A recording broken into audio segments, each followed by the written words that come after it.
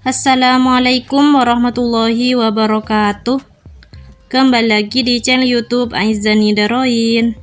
Kali ini saya akan berikan contoh soal penilaian akhir semester materi Al-Quran Hadis kelas 8 semester 1 tahun 2023. Soal yang pertama, perhatikan pernyataan berikut. 1. Al-Lakhnu Al-Jalil. 2. Al-Lakhnu Al-Khafi. 3. Ahkamul Mahdi wal Qasr. 4. Al-Khat Al-Usmani. Kesalahan dalam baca Al-Quran dibagi menjadi dua yang ditunjukkan oleh nomor A 1 dan 2, B 1 dan 3, C 2 dan 3, D 3 dan 4. Jawabannya adalah A 1 dan 2. Soal nomor 2, perhatikan hal-hal berikut. 1. Layin. 2. Biunnah. 3. Bilaunnah. 4. Badal. Jenis tajwid di atas termasuk bacaan mat kecuali A 1 dan 2, B 2 dan 3, C 3 dan 4, D 1 dan 4. Jawabannya adalah B 2 dan 3. Soal nomor 3, perhatikan hal-hal berikut. 1. Takki. 2. Tahkim. 3. Tadwir. 4. Tahqiq. Tingkatan bacaan Al-Quran yang diakui ulama qiraat ditunjukkan oleh nomor A 1 dan 2, B 1 dan 3, C 2 dan 3, D 3 dan 4. Jawabannya adalah D 3 dan 4. Soal nomor 4, panjang bacaan mad layin adalah A. Harus dipanjangkan 6 harokat, B. Harus dipanjangkan 4 harokat, C. Harus dipanjangkan 2 harokat, D. Boleh dipanjangkan 2, 4, atau 6 harokat. Jawabannya adalah D. Boleh dipanjangkan 2, 4, atau 6 harokat.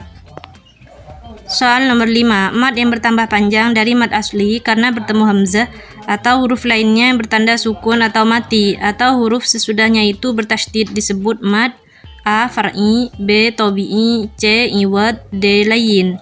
Jawabannya adalah A. Far'i. Soal nomor 6, bacaan lambat dan bertajwid yang sesuai standar yakni pertengahan antara tahqiq dan tadwir. Bacaan ini merupakan bacaan yang paling bagus karena sesuai dengan bacaan Al-Quran saat diturunkan. Bacaan tersebut dalam tingkatan baca Al-Quran disebut A. Tahqiq, B. Tartil, C. Tadwir, D. Hadr. Jawabannya adalah B. Tartil. Soal nomor 7, tujuan pelajari ilmu tajwid adalah untuk A. Memelihara bacaan Al-Quran dari kesalahan dan perubahan serta memelihara lisan dari kesalahan baca. B. Menjaga agar bacaan tetap nyaring dan menarik. C. Mempelajari dengan mudah dan cepat sehingga bacaan terdengar indah. D. Memberi wadah para pembaca agar mempunyai komunitas. Jawabannya adalah A. Memelihara bacaan Al-Quran dari kesalahan dan perubahan serta memelihara lisan dari kesalahan membaca. Soal nomor 8, tajwid dapat mempermudah mengetahui panjang pendek dan melafalkan huruf-huruf dalam A. Ilmu tajwid, B. Al-Quran, C. Makharijul huruf, D. Syifatul huruf. Jawabannya adalah B. Al-Quran. Soal nomor 9, mengetahui huruf di mana kita bisa mulai bacaan dan dapat berhenti ketika membaca Al-Quran disebut A. Ahkamul huruf, B. Ahkamul Mahdi wal Qasr, C. Ahkamul Waqaf wal Ibtida, D. Al-Khat Al-Usmani. Jawabannya adalah C. Ahkamul Waqaf wal Ibtida. Soal nomor 10, kesalahan yang terjadi ketika membaca lafal-lafal dalam Al-Quran, baik yang dapat mengubah arti ataupun tidak, sehingga menyalahi huruf seperti ain dibaca hamzah adalah A. Al-Lakhnu Al-Khafi, B. Ahkamul Waqaf wal Ibtida, C. Ahkamul Mahdi wal Qasr, D. Al-Lakhnu Al-Jali. Jawabannya adalah D. Al-Lakhnu Al-Jali. Soal nomor 11, secara bahasa tajwid berarti A. Tahsin, B. Tahsim, C. Tahsan, D. Tahsimin. Jawabannya adalah A. Tahsin. Soal nomor 12, mengeluarkan setiap huruf dari tempat keluarnya dengan memberi hak dan mustahaknya adalah A. Tajwid, B. Idgham, C. Izhar, D. Ikhfa. Jawabannya adalah A. Tajwid. Soal nomor 13, hukum-hukum baru yang timbul oleh sebab-sebab tertentu setelah hak-hak huruf melekat pada setiap huruf disebut A. Hakul huruf, B. Mustahakul huruf, C. Syifatul huruf, D. Makharijul huruf. Jawabannya adalah B. mustahakul huruf. Soal nomor 14. Tempat keluar masuknya suatu huruf hijaiyah di dalam Al-Quran adalah A. Syifatul huruf, B. Ahkamul huruf, C. Makhorijul huruf, D. Ahkamul mahdi wal kausar. Jawabannya adalah C. Makhorijul huruf.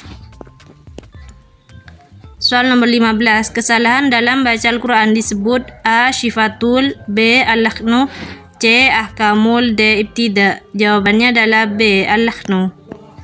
Soal nomor 16. Kesalahan yang terjadi ketika membaca lafal dalam Al-Quran yang menyalahi huruf qurra adalah A. Al-lakhnu al-khafi, B. Al-lakhnu al-jali, C. Ahkamul, D. mahdi wal kausar.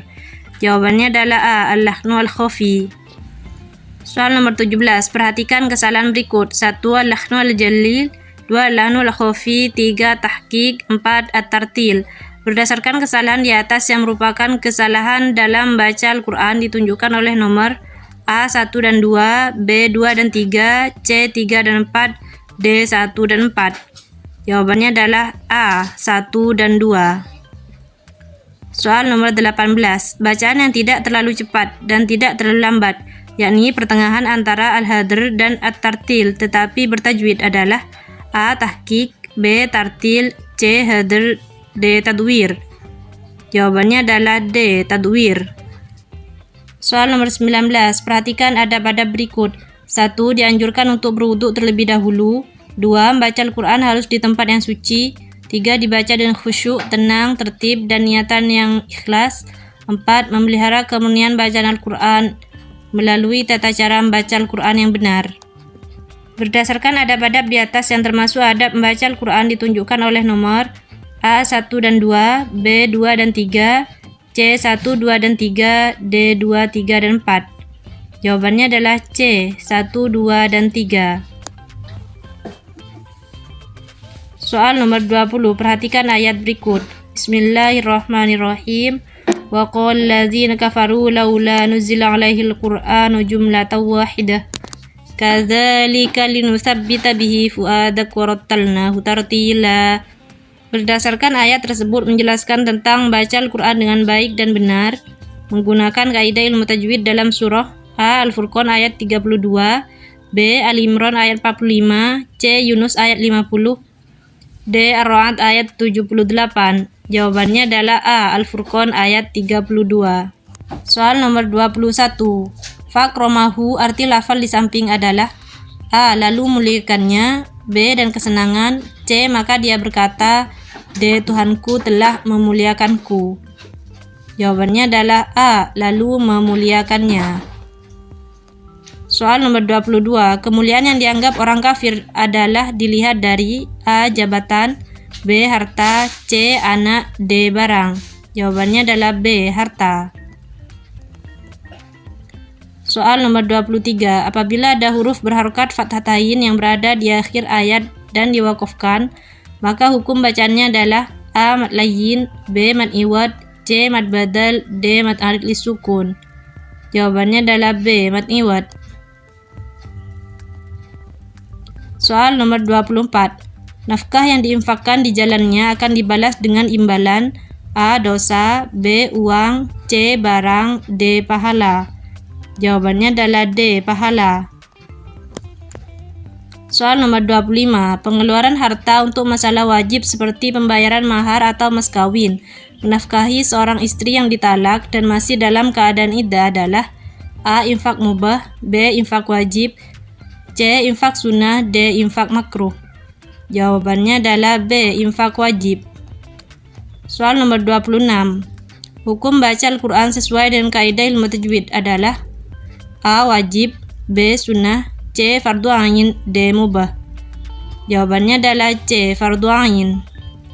Soal nomor 27. Tempat keluar masuknya suatu huruf hijaiyah di dalam Al-Quran adalah A. Syifatul huruf, B. Ahkamul huruf, C. Makhorijul huruf, D. Ahkamul mahdi wal kausar. Jawabannya adalah C. Makhorijul huruf. Soal nomor 28. Berikut yang merupakan tujuan pelajari ilmu tajwid adalah A. Mengetahui tempat keluar masuknya suatu huruf hijaiyah dalam Al-Quran, B. Cara mengucapkan atau melafalkan huruf pada Al-Quran, C. Ilmu yang pelajari panjang pendeknya bacaan. D. Memelihara kemurnian bacaan Al-Quran melalui tata cara membaca Al-Quran yang benar. Jawabannya adalah D. Memelihara kemurnian bacaan Al-Quran melalui tata cara membaca Al-Quran yang benar. Soal nomor 29. Kesalahan dalam baca Al-Quran dibagi menjadi A3, B4, C2, D5. Jawabannya adalah C2. Soal nomor 30. Mengucapkan huruf Al-Quran dengan tertib sesuai dengan makhraj serta bunyi asalnya, serta melembutkan bacaannya sesempurna mungkin tanpa berlebihan atau dibuat-buat adalah A. Tajwid, B. Idgham, C. Idhar, D. Mad. Jawabannya adalah A. Tajwid. Soal nomor 31. Allah SWT memerintahkan hamba-hambanya untuk menginfakkan A. Rezeki, B. Jasa, C. Ilmu, D. Barang. Jawabannya adalah A. Rezeki. Soal nomor 32, perhatikan surah berikut. 1. Al-Furqan ayat 32, 2. Al-Muzammil ayat 4, 3. At-Taubah ayat 67, 4. Al-An'am ayat 8.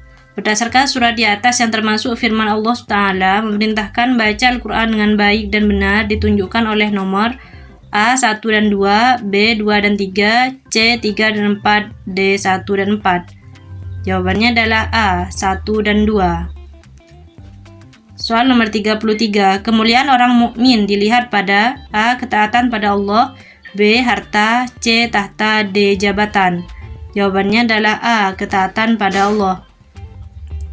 Soal nomor 34. Peringatan bahwa seseorang tidak memperoleh rezeki semata-mata dengan usahanya. A. Orang lain, B. Sendiri, C. Orang tua, D. Saudara. Jawabannya adalah B. Sendiri. Soal nomor 35. Kamathali habbatin. Arti lafal di samping adalah A. Yang menumbuhkan, B. Seperti sebutir biji, C. 7 tangkai, D. Setiap tangkai. Jawabannya adalah B. Seperti sebutir biji. Soal nomor 36. Pada surah Al-Baqarah ayat 261, Allah Ta'ala membuat perumpamaan balasan orang ikhlas bersedekah seperti orang yang menanam A. Benih, B. Pohon, C. Tumbuhan, D. Kenikmatan. Jawabannya adalah A. Benih. Soal nomor 37. Perhatikan ayat berikut. Bismillahirrahmanirrahim. Kalla balla tukrimun liyatim. Arti ayat di atas adalah A. Maka adapun manusia apabila Tuhan mengujinya lalu memulihkannya dan memberinya kesenangan, maka dia berkata, Tuhanku telah memuliakanku. B. Namun apabila Tuhan mengujinya lalu membatasi rezekinya, maka dia berkata, Tuhanku telah menghinaku. C. Sekali-kali tidak, bahkan kamu tidak memuliakan anak yatim. D. Dan kamu tidak saling mengajak memberi makan orang miskin. Jawabannya adalah C. Sekali-kali tidak, bahkan kamu tidak memuliakan anak yatim. Soal nomor 38. Orang yang berinfak di jalan Allah tentu mendapatkan A. Uang, B. Keuntungan, C. Harta, D. Teman. Jawabannya adalah B. Keuntungan. Soal nomor 39. Perhatikan hadis berikut. Bismillahirrahmanirrahim. An Abi Hurairah qala qala Rasulullah sallallahu alaihi wasallam, ma min yaumin yusbihul ibadu fi illa malakani yanzilani fayaqulu haduhum Allahumma anti mumfikan khalafa wa yaqulu al-akharu Allahumma anti mumsikan talafa. Muttafaqun alaih. Berdasarkan hadis tersebut menjelaskan tentang A. Rasulullah SAW berikan perumpamaan bahwa tangan di atas lebih baik daripada tangan di bawah. B. Orang yang beri lebih baik daripada orang yang menerima. C. Hendaknya manusia mulai dan memprioritaskan orang yang menjadi tanggungannya. D. Malaikat berdoa kepada Allah memberi kenikmatan kepada orang yang berinfak. Jawabannya adalah D. Malaikat berdoa kepada Allah memberi kenikmatan kepada orang yang berinfak. Soal nomor 40. Orang yang didoakan malaikat yaitu mereka yang senantiasa ikhlas berinfak di titik-titik hari. A. Siang, B. Pagi, C. Sore, D. Malam. Jawabannya adalah B. Pagi hari. Terima kasih sudah menonton. Jangan lupa klik tombol like dan subscribe ya. Assalamualaikum warahmatullahi wabarakatuh.